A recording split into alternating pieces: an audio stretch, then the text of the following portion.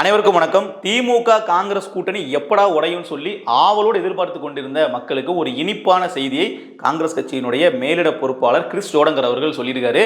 அதாவது இவர் தான் பார்த்தீங்கன்னா அதிகாரப்பூர்வமான ஒரு நபர்னு சொல்லலாம். இப்போ காங்கிரஸ் கட்சியில் எம்பி மாணிக்கம் தாகூர் அவர்களே ஏதாச்சும் எதிராக பேசினா கூட அவர்லாம் நீங்கள் பெருசாக எடுத்துக்காதீங்கன்னு சொல்லுவாங்க. ஆனால் இவர் காங்கிரஸினுடைய மேலிடத்தினால டெல்லி தலைமையின் மூலமாக அஃபீஷியலாக தமிழ்நாட்டு அரசியல் அலோகேட் பண்ணப்பட்ட நபர். அவர் என்ன சொல்றாருன்னா, தமிழக வெற்றி கழகம் தாவேக்கா கூட நாங்கள் பேச்சுவார்த்தை நடத்திக்கிட்டு இருக்கோம். 40 வயசுக்கு கீழே உள்ள நபர்கள் தாவேக்கால் அதிகமாக இருக்காங்க, அது ஒரு கட்சிக்கு நல்லது அப்படின்னு சொன்னதில் மட்டும் இல்லாமல் ஆட்சியிலும் அதிகாரத்திலும் பங்கு தரணும் நாங்கள் கேட்குறோம் இல்லையா, அது தாவேக்கா கொடுக்க தயாராக இருக்காங்க, நாங்கள் கூட கம்யூனிகேஷனில் தான் இருக்கோம் அப்படின்னு சொல்லி வெளிப்படையாக இந்தியன் எக்ஸ்பிரஸ்க்கு பேட்டி கொடுத்துருக்காருங்க. இதில் என்ன அப்படின்னா, தேர்தலுக்கு இன்னும் 1.5 மாதங்கள் தான் இருக்குது. அதற்குள்ளே இவர்கள் சீட்டுகள் பங்கீடு பண்ணிக்கொள்ளணும். அதாவது எத்தனை சீட்டுகளில் காங்கிரஸ் நிற்க போகுது, 25 சீட்டுகள் போன தடவை கொடுத்தாங்க, இந்த தடவை அதை விட அதிகமாக கொடுக்க போகிறாங்களா, எந்தெந்த முக்கியமான தொகுதியில் கொடுக்க போகிறாங்களாங்கிற அந்த பிரச்சனைகளை இவர்கள் போவாங்கன்னு பார்த்தா, முதல்ல திமுக கூட கூட்டணியில் காங்கிரஸ் இருக்குமானே தெரியல அப்படிங்கிற இடத்துக்கு இவர் பேசிட்டு இருக்காரு. இன்னைக்கு இந்த பேட்டி ரொம்ப முக்கியமானது. ஏன்னா இவர் இதுக்கு முன்னாடி பேசின பிரவீன் சக்கரவர்த்தி மாதிரிலாம் கிடையாது. பிரவீன் சக்கரவர்த்தி அவர் ஒரு கருத்து சொல்றாரு அப்படின்னா உடனே என்ன சொல்லிடுவாங்க, இல்ல அவர்லாம் ஒரு ஆளே கிடையாதுங்க அப்படின்னு செல்வப்பெருந்தை அவர்கள் பேட்டி கொடுத்துருவார். ஆனா கிறிஸ் ஜோடங்கர் அவர்கள் சொல்ற விஷயத்த செல்வப்பெருந்தையால எதிர்த்து பேச முடியாது. ஏன்னா இவர் தான் பாத்தீங்கன்னா தமிழ்நாட்டுக்கு ஒரு பொறுப்பாளர் காங்கிரஸ் கட்சியை பொறுத்தளவுல. அப்ப நிச்சயமா இந்த ஸ்டேட்மெண்ட்டுக்கு பின்னாடி ஒரு வெயிட்டேஜ் இருக்கின்றது உண்மை. ரொம்ப நாளா இழுபறில் இருந்து கொண்டிருந்த அந்த திமுக காங்கிரஸ்க்கான மோதல் அப்படிங்கிறது ஒரு முடிவுக்கு வந்திருக்கின்றது நமக்கு புரிய வருது. காங்கிரஸ் கட்சி ஆட்சியிலும் அதிகாரத்தில் நாங்கள் பங்கு கேட்போம் அப்படிங்கிறது ரொம்ப தீவிரமா இருக்கிறாங்க. ஸ்டாலின் அவர்களே சொன்னதுக்கு பின்னாடி நாங்கள் பங்கு கொடுக்க மாட்டோம், தமிழ்நாட்டை பொறுத்தவரை சரி வராது அப்படின்னு சொன்னதுக்கு பின்னாடியும் கூட இவர் பேசுறாரு அப்படின்னா அது ராகுல் காந்தியினுடைய தலையீடு இல்லாமல் இல்லைங்கிறதான் நமக்கு தெரிய வர்ற விஷயம். ஏற்கனவே கடந்த ஜனவரி மாதம் கனிமொழி அவர்கள் ராகுல் காந்தியை போய் பார்க்க போன போது கூட அவர் என்ன சொல்லி அனுப்பியிருக்காருன்னா, நாங்கள் கேட்குற டிமாண்டு கேட்க தான் செய்வோம், எங்களுக்கு 41 சீட்டு வேணும், எங்களுக்கு ஆட்சி அதிகாரத்தில் பங்கு வேணும், உள்ளாட்சி தேர்தலில் எங்களுக்கு இடஒதுக்கீடு கொடுக்கணும், நீங்கள் 20 விழுக்காடு நாங்கள் மட்டும் தான் போட்டிடுவோம், மேயரில் எங்களுக்கு நீங்கள் பங்கு கொடுக்கணும், இதெல்லாம் போக அடுத்து வரக்கூடிய நாடாளுமன்ற தேர்தலையும் அதிக சீட்டுகள் வேணும்னு சொல்லி இவ்வளோ டிமாண்டை வைக்க போய் தான் கனிமொழி அவர்கள் ஒரு சோகத்தில் தமிழ்நாடு திரும்பி வந்தாங்க. சரி, அதுக்கு அப்புறமா ஸ்டாலின் அவர்களை தூது விட்டு ராகுல் காந்திகிட்ட பேச சொல்லி பிரச்சனையை சால்வ் பண்ணலான்னு பார்த்தா அங்கேயும் சால்வ் ஆன மாதிரி தெரியல. எது எப்படியோ ஒரு வழியா சரி தேர்தல் கிட்ட வரும்போதாச்சும் இவர்கள் சுமூகமா போவாங்கன்னு நினைச்சோம்னா அந்த மாதிரி அது இல்லை. இதுல இன்னொரு முக்கியமான விஷயம் என்னன்னா, ராகுல் காந்தி அவர்கள் நேற்றைக்கு நேரடியாக விஜய் கிட்டே போன்ல பேசியிருக்காரு. இவங்க 2 பேரையும் பேச வச்ச நபர் யாருன்னு பார்த்தீங்கன்னா பிரசாந்த் கிஷோர். திமுகவுக்கு முன்னாடி வேலை பார்த்த நபர், இப்போ திமுகவுக்கு எதிராக காங்கிரஸையும் தாவேக்காவையும் சேர்க்கறதுக்கு முயற்சி பண்ற நபராகவும் அந்த பிரசாந்த் கிஷோர் அவர்கள் இருக்கிறார். இதை டெல்லியில் உள்ள பத்திரிகையாளர் ராஜகோபாலன் அவர்கள் அவரோட சமூக வலைதள பக்கத்திலே வெளியிட்டிருக்காரு. சரி, அப்படி ஒருவேளை காங்கிரஸ் கட்சி திமுக வெளியே தாவேக்கா கூட போனா அரசியல் களம் எப்படி மாறும் அப்படிங்கிற ஒரு பார்வை இருக்கு இல்லையா. இப்போ இதில் முக்கியமான ஒரு பிளேயராக நாம் தமிழர் கட்சிகள் இருக்கிறாங்க. இப்போ மாநாட்டிற்கு பின்னாடி பார்த்தீங்கன்னா தமிழ்நாட்டு அரசியலில் நாம் தமிழர் கட்சி ஒரு பெரிய ஒரு வெயிட்டேஜ் கொடுக்கப்பட வேண்டிய கட்சியாக அது மாறி இருக்கு. அப்போ அந்த மாதிரியான கட்சிகளுக்கு என்னென்ன மாதிரியான சாதக பாதங்கள் இருக்குன்னு நம்ம பார்த்தோம்னா, முதல்ல திமுகவுக்கு ஒரு பெரிய இழப்பு, அதில் மாற்றுக்கிறதே இல்லை. திமுக இவ்வளோ தூரம் குடைச்சல் கொடுத்தோம், நீ எனக்கு வேணா வெளியே போன்னு சொல்லி அவங்க அஃபிஷியலாக சொல்லலை. ஸ்டாலின் நினைச்சிருந்தார் அப்படின்னா காங்கிரஸ் கட்சியோட நாங்கள் கூட்டணியை முறித்துக் கொள்கிறோம், இந்தியா கூட்டணியிலிருந்து திமுக விலகுகிறதுன்னு சொல்லி அவர்கள் அஃபிஷியலாக அறிவிச்சிருக்கலாம். ஆனால் அவர்கள் பண்ணலை. ஏன்னா திமுகவுக்கு தெரியும் காங்கிரஸ் பண்ணால் நமக்கு நஷ்டம் அப்படின்னு சொல்லிட்டு. காங்கிரஸ் கட்சிக்கு அவர்களுக்கு 2029 தேர்தல்லாம் ஒரு முக்கியமான விஷயமே, 26 அப்படிங்கிறது பெரிய விஷயமே இல்லை. அவர்களுக்கு பிரைம் மினிஸ்டர் ஆகணும்னு தான் ஆசை. அதனால திமுகவோட தயவு தேவைப்படுமா அப்படிங்கிற அடிப்படையில் கொஞ்சம் அடக்கி வாசிச்சுட்டு இருக்கிறாங்க. இல்லைன்னா அவர்கள் கொஞ்ச நாள் முன்னாடி வெளியே வந்திருப்பாங்க. ஏன்னா அவர்களுக்கு இந்த எம்எல்ஏக்களை வச்சுலாம் பெரிய அளவில் பயன்கள் கிடையாது. தாவேக்காவுக்கு இவ்வளோ நாள் நம்ம மாநாடு முடிஞ்சதுலேருந்து, விக்கிரவாண்டி முதல் மாநாடு முடிஞ்சதுலேருந்து நம்ம காத்துட்டு இருக்கிறோம், ஆட்சி அதிகாரத்தில் பங்கு கொடுக்குறோம், எங்களை நம்பி கூட்டணிகளை வாங்கன்னு சொல்லி இது வரைக்கும் யாருமே வரலைங்கிற அந்த ஒரு விரக்தி தாவேக்கால பெரிய அளவில் இருக்கு. அதனால வந்த வரைக்கும் லாபம்னு சொல்லி அதிகப்படியான சீட்டுகளை காங்கிரஸ்க்கு ஆஃபர் பண்றாங்க. நீங்க எடுத்துக்கிட்டீங்கன்னா 70லிருந்து 80 சீட்டுகள் காங்கிரஸ் கொடுப்பதற்கு தாவேக்கா தயாராக இருக்கிறாங்க. இது போக 8 மேயர்கள் நாங்கள் தரோம் உள்ளாட்சி தேர்தலில் அப்படின்னு சொல்லிட்டு, கூடவே நாங்கள் அடுத்து வரப்போகிற 2029 நாடாளுமன்ற தேர்தலில் 28 சீட்டுகள் நாங்கள் கொடுக்குறோம். 28 சீட்டுகள்ன்றது எவ்வளோ அதிகம்னு பாருங்க. அப்போ தாவேக்காவே கிட்டத்தட்ட கம்மியான தொகுதிகளை நாங்கள் போட்டிட்டு நாங்கள் காங்கிரஸுக்கு அதிகமாக கொடுக்குறோம், அவ்வளோ அதிகமான சீட்டுகளை நீங்கள் போட்டிடுங்கன்னு சொல்லி இப்படி சீட்டுகளை வாரி வழங்குறாங்க. இதெல்லாம் தாவேக்கா தரப்புலேருந்து காங்கிரஸுக்கு வச்ச ஆஃபர். அப்போது இதெல்லாம் பார்க்கும்போது ராகுல் காந்திக்காக இருந்தாலும் சரி, இல்லை இந்த கிறிஸ் ஜோடங்கர் இருந்தாலும் சரி, மனசு மாறுமா இல்லையா? அப்போ அந்த பக்கம் போகலாமா? இந்த வடிவேல் ஒரு பர்ஸ் எடுத்து டேபிளில் வச்சுட்டு, பர்ஸை நீயா எடுத்துக்கிறியா இல்லை நானா எடுத்து வைக்கிறமான்னு கேட்கும்போது, நீ பர்ஸை எடுத்து வைக்க வேணா, காசு எடுத்து ஓட போறது நான் வேற பர்ஸை பார்த்துட்டேன் அப்படின்னு சொல்லுவார் இல்லையா? அந்த மாதிரி தான் இப்போ காங்கிரஸ் வந்து தாவேக்காவை பார்த்துட்டு திமுகவை கழட்டி விடுறதுக்கு ரெடியா இருக்கிறாங்க. இப்போ இந்த களத்துல நாம் தமிழர் கட்சிக்கு ஒரு மிகப்பெரிய அளவிலான ஒரு சாதகமான விஷயம் நடக்க போகுது. என்ன அப்படின்னா, இப்போதான் மாற்றத்திற்கான மக்களின் மாநாடு அப்படிங்கிற ஒன்று நடத்தி முடிச்சாங்க. அந்த மாநாட்டினுடைய பெயரே பாருங்க, மாற்றம். அப்படின்னு என்ன அர்த்தம்? திமுக வேண்டாம், அதிமுக வேண்டாம், இந்த பரம்பரை பாலிடிக்ஸ் எங்களுக்கு வேண்டாம், நாங்க புதுமையான ஒரு அரசியலை தேர்ந்தெடுக்கிறதுக்காக விருப்பப்படுறோம் நினைக்கக்கூடிய நபர்கள் எங்ககிட்ட வாங்க அப்படிங்கிறதா சீமான் வைத்த முழக்கம். அப்ப அந்த முழக்கத்திற்கு ஏற்றவாறு களம் அமைதோ அப்படிங்கிற ஒரு பார்வை இருக்கு. ஏன்னா இங்க தாவேகா மட்டும் காங்கிரஸ் கூட போயிட்டாங்க அப்படின்னா அவர்களும் லிட்ரலி வந்து பாத்தீங்கன்னா ஒரு 10ஓட ஒரு 11வது கட்சியாகவோ இல்லை எப்படி திமுக அதிமுக ஒரு கட்சியாக இருக்கிறாங்க அது மாதிரி தாவேகா ஒரு கட்சியாக மாறிடும். அப்போ இந்த இடத்துல தனித்து நிற்கிறாங்கன்றது மட்டும் இல்லை, தனித்துவமான கொள்கையோடு நிற்கக்கூடிய ஒரு கட்சியாக நாம் தமிழர் கட்சி மாறிடும்.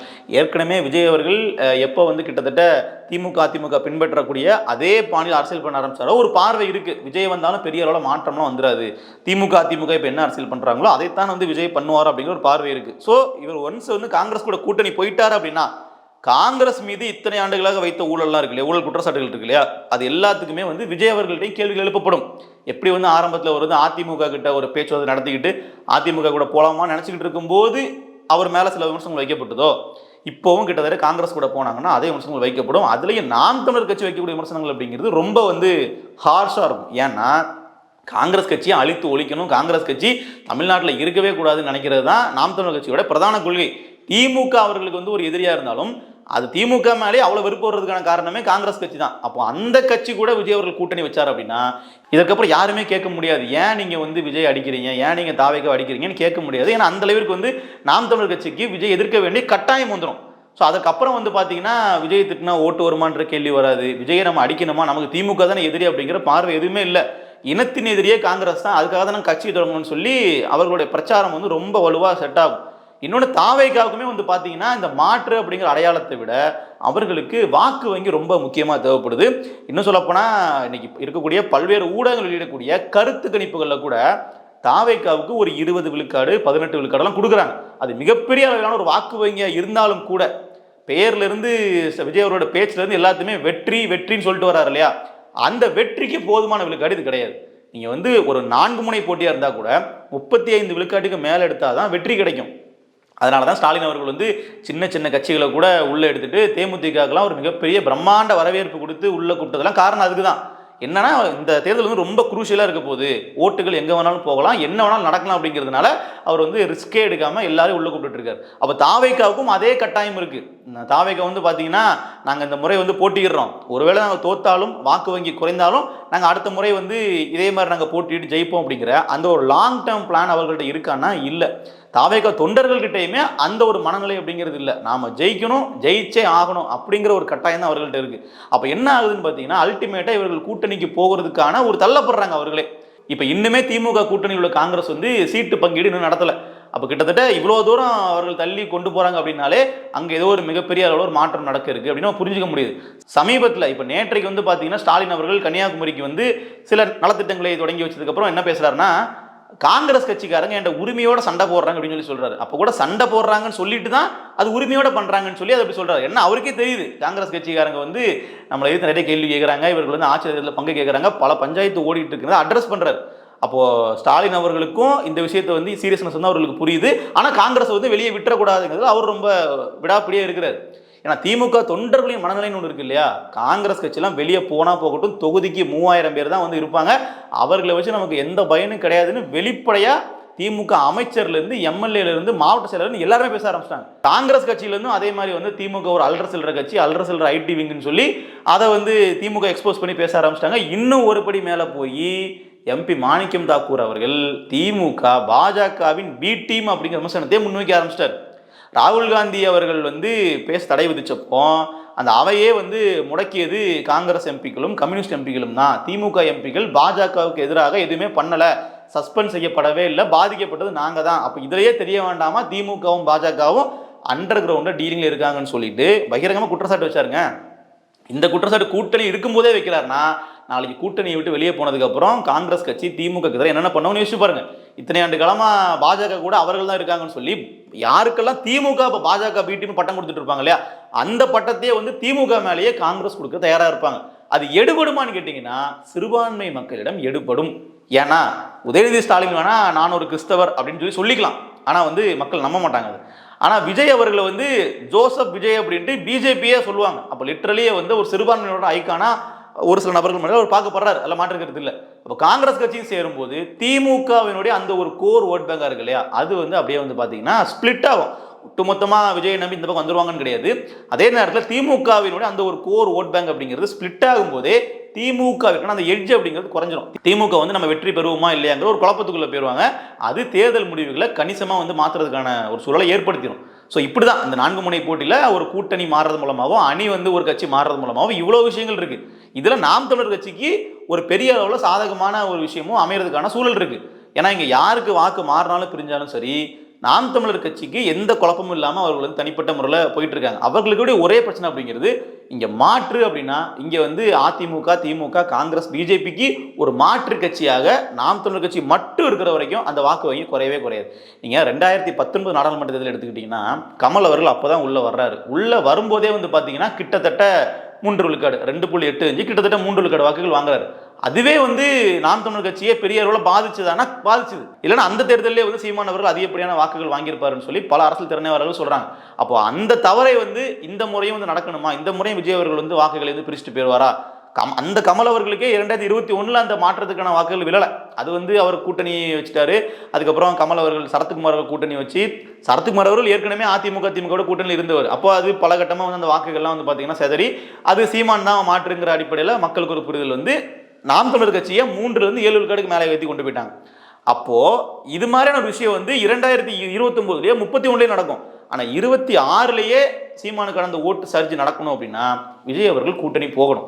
விஜய் அவர்கள் வந்து காங்கிரஸ் கூடயோ இல்லை எந்த கட்சி கூட கூட்டணி போனார்னா தான் சீமானுக்கான அந்த ஸ்பேஸ் இருக்கு இல்லையா, அந்த ஒரு 3வது அணி மாற்று அணி அப்படிங்கிறதுக்கான ஸ்பேஸ் வந்து ப்ராப்பராக வந்து நாம் தமிழர் பக்கம் வந்து வரும். பல இடங்களில் நாம் தமிழர் கட்சி 2000 வருவதற்குமான ஒரு சாத்தியக்கூற அமையும்.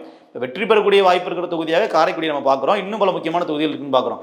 ஓவராலாக நாம் தமிழர் கட்சி இந்த இடம் ஃபோக்கஸ் பண்ணுறது அப்படிங்கிறது 1 கோடி வாக்கு, அதுவே எங்கள் இலக்கு அப்படிங்கிறது தான். எப்படியாச்சும் வந்து கிட்டத்தட்ட 1 கோடி வாக்குகள் வந்து வாங்கிடணும். கிட்டத்தட்ட வாக்கு விழுக்காடை நம்ம பார்க்கும்போது ஒரு 20 விழுக்காடு கிட்ட நம்ம நெருங்கி வரணும் அப்படிங்கிறது அவர்களோட செயல் திட்டமாக இருக்குது. ஸோ அது 15 வந்தால் கூட அது மிகப்பெரிய விஷயமா தான் இந்த 4 முனை போட்டியில் அது பார்க்கப்படும். ஏன்னா ஊடகங்கள் கொடுக்கக்கூடிய கருத்து கணிப்பு இருக்கு பாருங்க, 3, 2, 4 இப்படி தான் கொடுத்துட்டு இருக்காங்க. 4 கூட சொல்ல போனால் நாம் தமிழ் கட்சி தாண்டி கொடுத்தது இல்லை.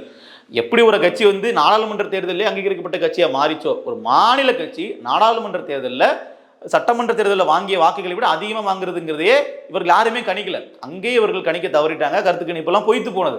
அப்போ நிச்சயமா வந்து அது மாதிரி கருத்து கணிப்புகள்லாம் இங்கேயும் பொய்யா ஆக போகுதுன்னு ஒரு பார்வை இருந்தாலும் எந்த அளவிற்கு வாக்கு இங்கே ஏறுன்ற ஒரு பார்வை இருக்கு இல்லையா. இப்போ 7லிருந்து 8 ஆன மாதிரி 8லிருந்து 10 தான் ஆகுமா, இல்லை 10, 15, 16, 17 மாறுமா அப்படிங்கிறத நம்ம பொறுத்திருந்து பார்க்கணும். இருந்தாலும் நாம் தமிழர் கட்சி ஃபோக்கஸ் பண்ணுற விஷயங்கிறது வாக்கு வங்கி தான்.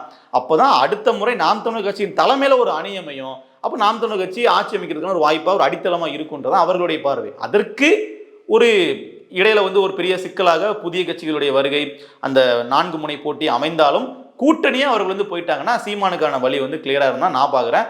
ஸோ நம்ம இன்னும் சில நாட்களில் தெரிஞ்சிடும் காங்கிரஸ் கட்சியினுடைய முடிவு என்ன, விஜயினுடைய நிலைப்பாடு என்ன அப்படிங்கிறத நம்ம பொறுத்திருந்து பார்ப்போம். நன்றி.